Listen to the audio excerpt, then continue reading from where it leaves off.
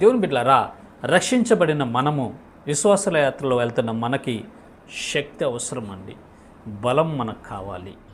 మనము ఈ లోకంతో పోరాడతాం, మన శరీరంతో పోరాడతాం, మన దుష్టుడు, మన శత్రువు అయినటువంటి దుష్టునితో కూడా పోరాడతాం. మూడిటితో మనం పోరాడాలి. మూడిటిని జయించి మనము జయవీరుడిగా వెళ్ళాలి అంటే మనకు శక్తి కావాలి, మనకు బలము కావాలి, మనకు దేవుని యొక్క పవర్ కావాలి అని మనం గ్రహించాలండి. అయితే ఆ శక్తి, ఆ ప్రభావము, ఆ బలం మనకు ఎక్కడి నుంచి కలుగుతుంది?